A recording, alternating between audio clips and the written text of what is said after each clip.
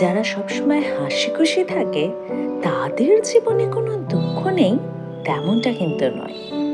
ভিতর ভিতর তারাও ভাঙে, তবে তারা দুঃখকে জিতে নিতে জানে।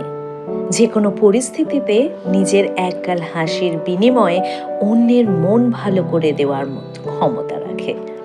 আজকালকার এই ডিপ্রেশনের যুগে এমন মানুষ পাওয়া বড়ই বিরল।